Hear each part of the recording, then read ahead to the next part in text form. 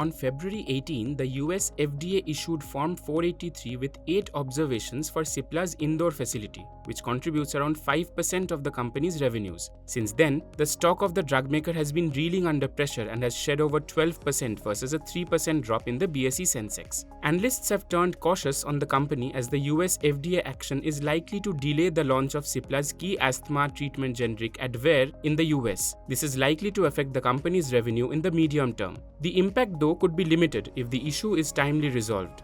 So I think the recent news flow is an overhang on the stock of Cipla from a short to medium term point of view. But from a long term point of view, we believe that whatever issues are there can get resolved. What remains to be seen is how soon the management is able to take appropriate action and resolve all the issues. This can also translate into earnings coming below expectation. And the fact of the matter is that most of the pharma companies over the last year or so, post COVID issues COVID issues dying down and normalcy returning and restrictions getting lifted, most of the pharma companies on Q3, Q2, and Q1 have not been as per expectation. In some cases, there has been disappointment in earnings. So you've seen some amount of underperformance in the entire pharma universe.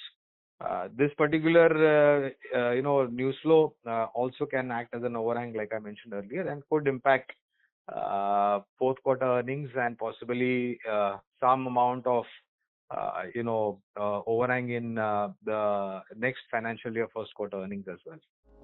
Brokerages Prabhudas Liladhar and Motilal Oswal have reduced their FY24 EPS estimate on Cipla by 8 and 3% respectively to factor in the delay in Advair's launch. According to Prabhudas Liladhar, Cipla had earlier guided $900 million to $1.2 billion US sales by FY25, which has got pushed back by a year given the ongoing plant issues. We now factor in $720 million and $760 million US sales in FY24 and FY25. Analysts believe that some of the US FDA observations are critical and could lead to an official action indicated or OAI classification for the Indore unit. This comes after Cipla's Goa plant was also reclassified as OAI last year, delaying the launch of another key anti-cancer generic Abraxane. An OAI classification impacts product approvals from a facility. In the short term, risks remain for Cipla's generic US business as the two sites are critical for approvals of its niche injectable and respiratory products. Street action will remain stock specific in today's trade, while investors will keep an eye on the February services PMI data. If you like this video, share it and subscribe to Business Standard. For more news, views and insights, log on to www.business-standard.com. Do also follow us on YouTube, Twitter, Facebook, Instagram, Telegram and LinkedIn.